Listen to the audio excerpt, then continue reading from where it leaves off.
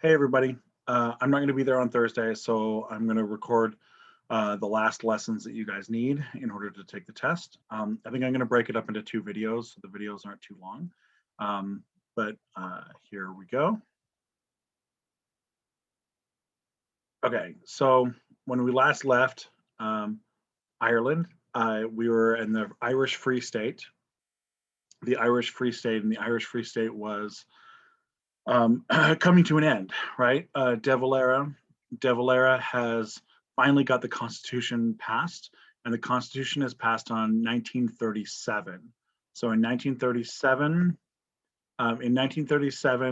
the Irish Free State is over, and the Republic of Ireland begins. The Republic of Ireland is completely 100% independent from England. It is not connected at all, and De Valera becomes the first leader of Ireland. What we call the leader of Ireland is called Taoiseach. It's a Taoiseach. That's how you spell it, Taoiseach. So he's Taoiseach de Valera.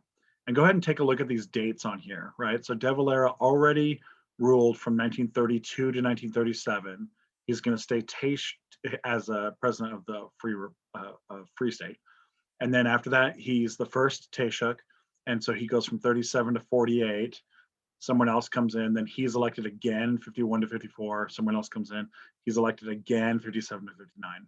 So when I told you guys that De Valera is important, I wasn't playing around. De Valera is important. All right, so let's look real quick at what this Constitution says. All right, so this is the preamble to the Constitution. Normally I would have students read it, but I'm going to go ahead and just read it for you. In the name of the most holy Trinity, from whom is all authority and to whom is our final end, all actions both of men and states must be referred, we the people of air, humbly acknowledging all our obligations to our divine Lord Jesus Christ, who sustained our fathers through centuries of trial, gratefully remembering their heroic and unremitting struggle to regain the rightful independence of our nation, and seeking to promote the common good with due observance of prudence, justice, and charity, so that the dignity and freedom of the individual may be assured, true social order attained, the unity of our country restored, and concord established with other nations. We do hereby adopt, enact, and give ourselves this Constitution. All right, so this is the preamble of their Constitution, right? Kind of like the American version is the "We the people of the United States in order to form a more perfect union," and so on and so forth, right? So this is how their Constitution starts off. There's a couple things that should stand out to you right away, right? First of all, Holy Trinity, from whom, to whom, right? And we're even going to name check Jesus Christ here, okay? The first thing that I want you to note here is that Ireland is a Catholic country. They are defining themselves as a Catholic country. That's one of the points on here. Okay, they are a Catholic country. Now, people in Ireland do have freedom of religion. You do not have to be a Catholic to be Irish. You could be like a Muslim who immigrates or something like that, right?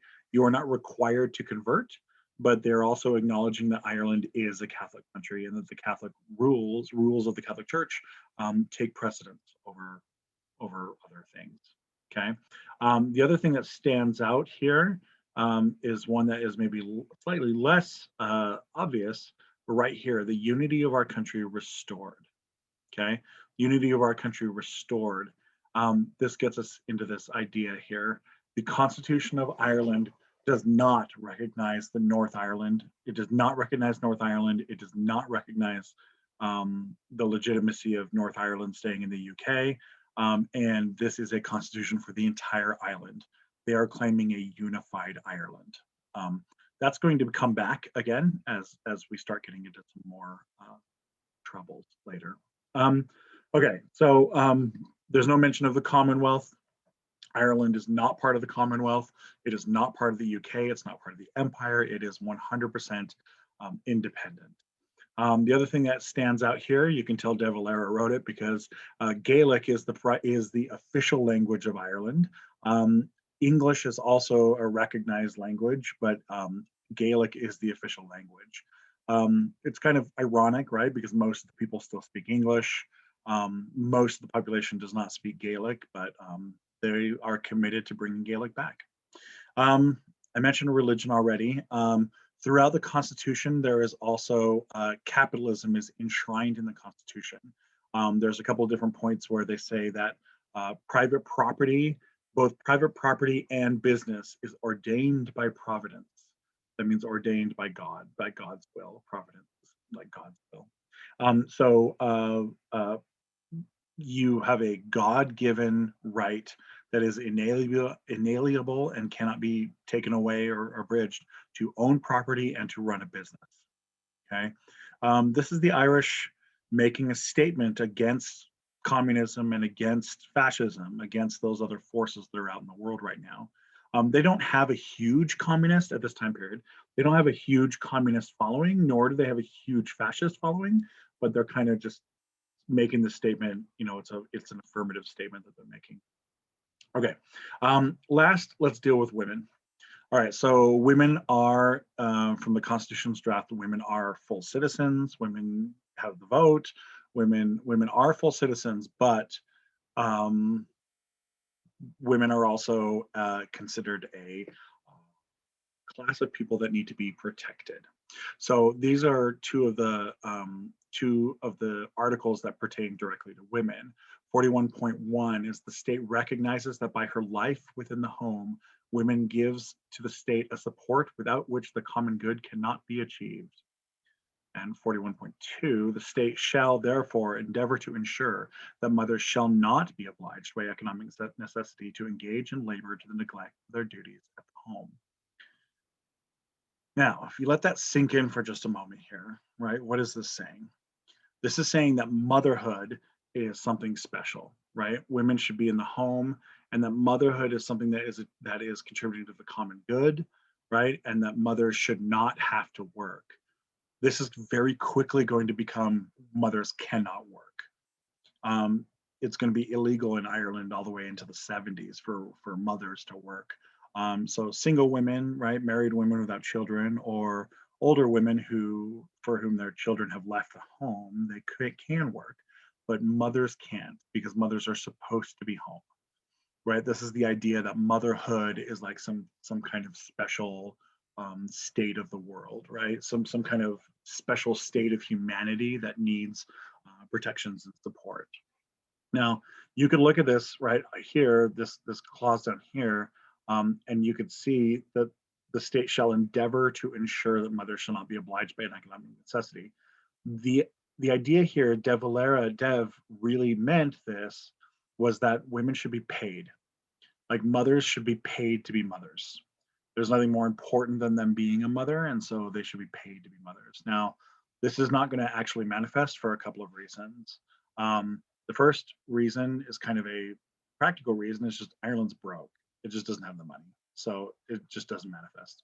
But the other reason is that even if Ireland did have the money, there's a lot of pushback of people who don't want to pay for all these like freeloading women at home, kind of thing, right?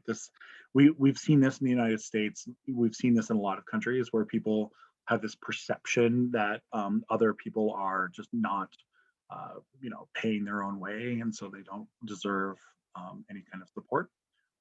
Never mind, of course, the deep irony that you are not allowing the women to work, and you're saying that you're going to pay for them, but then you won't pay for them because they're freeloaders, right? We're going to go ahead and let that irony rest for a while, but believe me, it's there.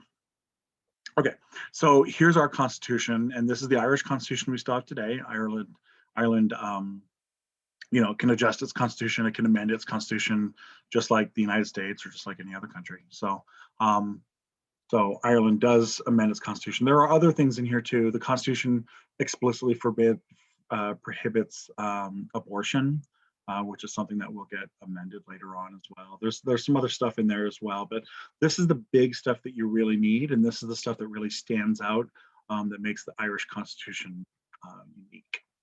All right, so let's move on to the next big number. Okay, let's deal with Republic of Ireland after World War II, and then I'm going to go back and do North Ireland. Okay, so after World War II, Europe as a whole is undergoing a transformation.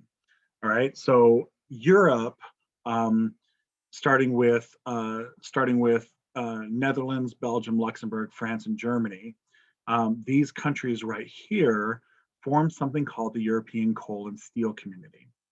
This is where all of these countries, these 5 countries, are going to share their steel and they share their coal. They're unifying their markets. This means that they're going to buy and sell coal and steel on the market like as a unified group. They're going to tie these industries together. So they're going to do things like standardize the pricing, standardize the way that they mine it, the way that they refine it, right? They're going to standardize a lot of these things. There's this big push in Europe that after World War II, that the war was so big and so nasty, so terrible, so nightmarish that Europe is going to redefine itself. And it's going to redefine itself in a way that um, it's going to become more economically integrated. This starts with steel and coal. Now, the question you should ask yourself is why steel and coal? Why not bread and milk, right? The answer is because steel and coal are what you need to wage a war. And if France and Germany, particularly France and Germany, if France and Germany have tied their steel and coal industries together, they can't wage war on each other because to do so would kill themselves, right? You're kind of creating this like mutually assured destruction, kind of the economic version of that, right? Without nukes. Um, and that's what they're trying to do. This eventually is going to become the EEC, the European Economic Community. And the European Economic Community is going to start to spread. They're going to add Italy into here, right?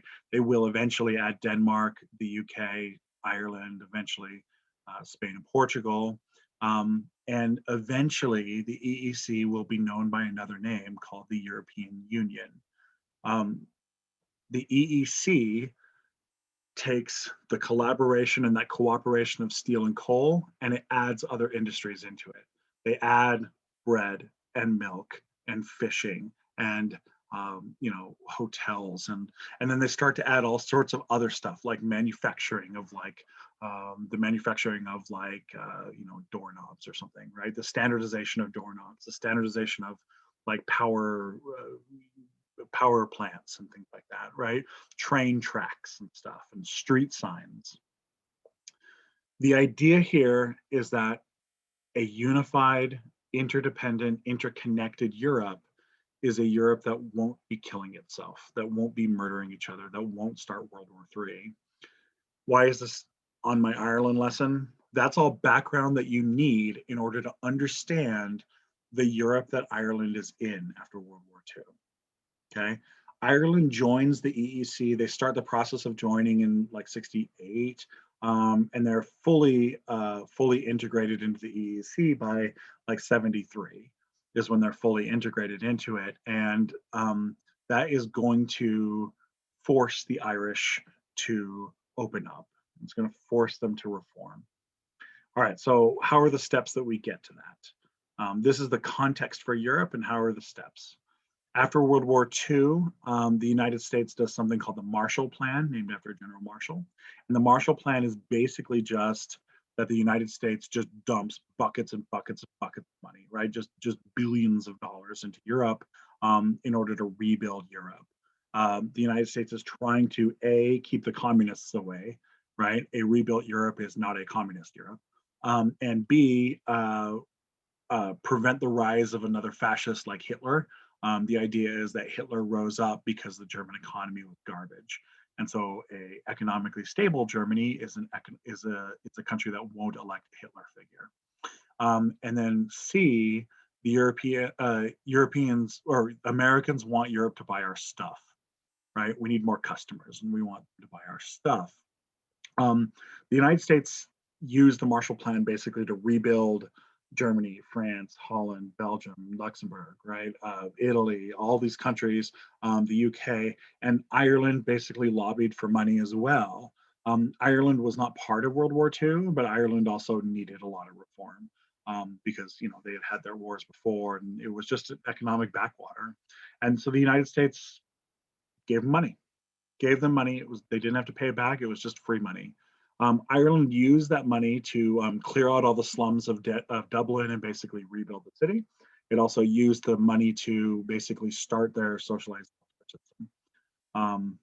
So there you go. Um, all through the 50s and 60s, Ireland's economy was like still the slowest growing economy in Western Europe, right? It was still very, very slowly growing. It was only growing at like 1% a year, where the German economy was growing at something like 4 to 5% a year. And the reason why was protectionism. And protectionism is where a government uses laws and policies to protect sectors of its economy from foreign competition. Okay, so this normally comes in the style of like raising tariffs on foreign goods or subsidizing the cost of things, right? So you pay your farmers, half of the value of their food. That way, they only have to sell it at half the price, stuff like that. Um, and protectionism was a problem for both the Liberal and the Conservative Party of Ireland. Okay, Fianna Fáil, the Liberal Party, they always wanted to try to protect labor, like urban labor unions stuff, right? Like factory workers and stuff like that. And Fine Gael, the Conservative Party, always wanted to protect farmers and rural people, right? The result is if you're protecting all the city dwellers and you're protecting all the rural people, right, then you are protecting everybody and the economy can't grow. This is a real problem, especially in a Europe that's interconnected, right? If Europe is all going to work together, then Ireland needs to learn how to work together. So the prime minister in the 1960s is Sean Lemass, right here. You guys may remember him back here. He was the economic minister under Dev, right? Well, now he's the prime minister. He's the prime minister, and Whitaker is his economic minister, right? These two guys basically are going to be responsible for breaking the protectionism and opening up Ireland to the world. They're going to pass these two programs, the first program of economic expansion and the second program of economic expansion. The first one in 1959 was focused mostly on getting foreign investment and making it easier for foreign companies to work in Ireland. Okay. This includes some English companies, but really the Irish were looking for not English, right? They didn't want to be tied to England as much as possible. They wanted to be more tied with other countries. And so they're inviting American companies and European companies. That's the first program. It's focused largely on foreign investment and making it easier for foreign companies to work in Ireland. The second program of economic expansion in 1963 is the program of infrastructure building. So they're going to rebuild schools, a lot of schools. The schools have been kind of just falling apart for a long time. And so they're trying to rebuild the schools. And they're also trying to rebuild a lot of housing, rebuild. Dublin got rebuilt with the Marshall Plan, but now they're going to try to rebuild all the other cities, right? Like all through like and stuff. Connacht and Munster, and they're going to try to rebuild a lot of that stuff. This is going to set Ireland on a pathway of like liberalization and growing cooperation with Europe. Okay, this is going to last all through the 70s, 80s, 90s, into the 2000s, where it's basically this just slow incline of more foreign investment, more working with other countries of Europe, more becoming integrated into the system. So that by the time the European Union is up and running in the 1990s, and the European Union is going to have the euro currency, Ireland is ready to use the euro currency. They're ready to become part of the EU and become a fully integrated member of the EU. Okay, I think that's good. So let's go to a new topic. We got to go back to North Ireland. We haven't talked about North Ireland very much, but we need to kind of make mention of it. All right, so make this a new number. We're going to go North Ireland and we're going to go back in time now, right? So back during the time of the Irish Civil War, this is when North Ireland has already broken away from Ireland and North Ireland is still claiming to be part of the UK. Ireland doesn't, of course, recognize that. And we have a lot of violence. We have violence between the the Royal Ulster Constabulary, that's the police force of North Ireland, and the IRA, which is the Republican Catholic soldiers. Okay, England is going to pass one of the most notorious laws in Irish history, something called the Special Powers Act of 1922. The Special Powers Act of 1922 basically gives North Ireland the ability to ignore like restrictions, ignore any kind of constitutional restrictions in favor of ending violence. They can basically do whatever they want. They can make it a police state. So this is going to turn into massive police brutality. Massive police brutality. It's going to be really bad, really bad. The Protestant leaders, first Craig and then Brooke. So Craig, these guys are both members of the Ulster Unionist Party. That's the party that's been ruling North Ireland forever. And Craig is going to become obsessed with making North Ireland a Protestant country. Now, we've talked about this where we've talked about how the Protestants are in charge in North Ireland, but we need to be totally clear here. About 1/3 of North Ireland is Catholic. And at least 1/3 of North Ireland wants to be part of Ireland, right? They do not want to be part of the UK. And so Craig, who is a wealthy landowning Protestant, wants to ensure that North Ireland stays UK. So using the Special Powers Act, he empowers the police to use massive violence all through the 1920s. The most egregious thing here is incarceration without trial. They start to arrest any Catholic that they suspect, and they don't press any charges. They don't even have to tell them why you're arresting them, and you can just hold them for a year, is the way that the law is written. You can hold them for a year. They end up holding about 400 men for over a decade, and they just hold them without ever making charges.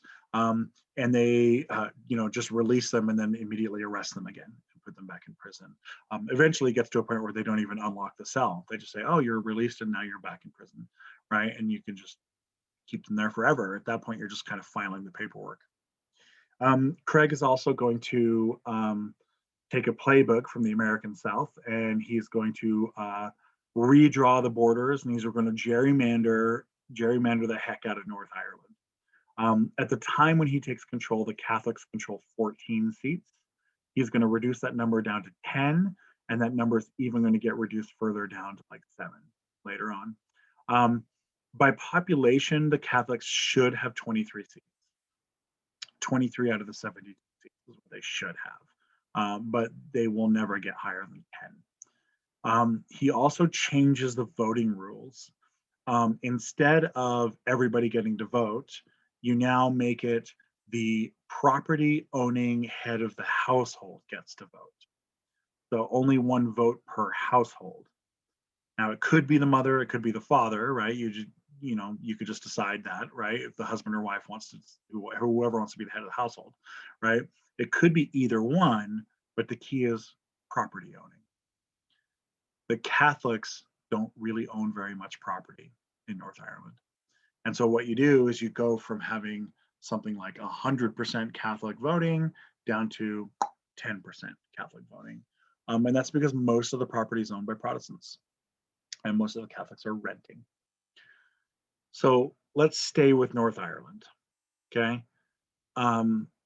As World War II affects North Ireland differently, okay? So let's go North Ireland in World War II. So first of all, North Ireland was not drafted in World War II. They asked to be drafted. The British said, we want to draft, North Ireland asked to be drafted, but England wouldn't do it. And there's a couple of reasons. Okay, first, England is always kind of embarrassed by North Ireland. They're kind of embarrassed by the fact that North Ireland is not very democratic, that North Ireland uses brutal police tactics. It uses all these things that are problematic, right? So it's embarrassing. It's embarrassing that it's part of the UK, even though it doesn't really follow the rules of the UK. So that's the first problem. The second problem is that Catholic Protestant violence never went away. The IRA is still attacking people, right? It's been decades now, and they still haven't been able to go even a year without an attack. And so the tensions are very, very high, and England is scared that if they try to draft North Ireland, that they're going to end up drafting all these Catholics who are going to then start a civil war in North Ireland again. And so they don't draft North Ireland. A lot of North Irish do go to war. A lot of them just head over to England and then volunteer over there, right? But it's not drafted. This gets us to World War II. After World War II, in England, in London, there's a change in parties. Winston Churchill steps down. Clement Attlee and the Labour Party is elected, and Clement Attlee wants to reform England. They want to reform the UK. He wants to reform the UK. He wants to bring about things like socialized medicine and better schools, and he wants to do all of that. And part of what he wants to do is force North Ireland into compliance. And so he's basically going to tell North Ireland, and at this point he's talking to Brooke, he's going to tell North Ireland, you have to build schools for Catholics. You have to build these things, right? We're going to give you money for houses, but you only get the money if you're building it for everybody, if everyone's being treated the same. There's this attempt to reform North Ireland, and North Ireland is going to resist it. They're going to turn down a lot of the money because they don't want to integrate the Catholics together. They have the Catholics living in segregated neighborhoods, attending segregated schools, right? They are very much trying to keep the Catholics as separate as possible. And the English are going to push this forward.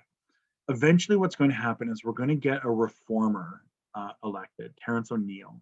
Terence O'Neill is a reformer. He's still a unionist, Union Party. He's still the Ulster Unionist Party, but he's a reformer, right? He wants to solve the Catholic problem. He wants to, get people involved. He wants to do this, and as he wants to do this, he's going to meet massive resistance, right? And I'm using massive resistance in this case with lower M, lower R, right? But this should remind you of the massive resistance from Virginia. He's going to get huge resistance from these Protestant groups all across North Ireland, and these Protestant groups are going to fight him. In fact, there's one very famous case where he's driving in Dublin or in Belfast, and the crowd stops his car, and the crowd pulls him out of his car and beats him in the streets. They like almost killed him. They put him in the hospital, and he's the Prime Minister of North Ireland. He's the leader of North Ireland, right? So that gives you kind of an idea of the tension that we're dealing with. The Catholics in North Ireland, your next line down here, in the 1960s. By the 1960s, the Catholics of North Ireland have been watching the American Civil Rights Movement. They're watching Martin Luther King. They're watching Rosa Parks. They're watching John Lewis. They're watching Malcolm X. They're watching all of these people in United States, and they're inspired by it. And so the Catholics are going to start to, and they're explicitly citing Martin Luther King. They're also explicitly citing Gandhi as well, right? That they are looking at these movements, and they're looking at these movements as the kind of movement that they want. The Catholics want to move away from violence. They don't want to be stuck in violence, but they're not going to have a lot of control over that. The Catholics are going to form, the most important organization that they're going to form is a form called NICRA. An organization called NICRA, North Ireland Civil Rights Association. And NICRA is going to be the primary organization that they're going to use. NICRA is going to be demanding these four things. They want one man, one vote, electoral representation, right? No more of this like landowning head of the household crap. They want everyone to be able to vote. And in this case, man is a gender neutral term. They want one person, one vote, but it's harder to chant one person, one vote, right? You want to chant single syllable things. So electoral representation. They want to reform the police. They want the police to be integrated as both Catholic and Protestant, and they want the police violence to be ended. They want employment opportunities. They want to be included in employment, and they want better housing. They want more housing and better housing.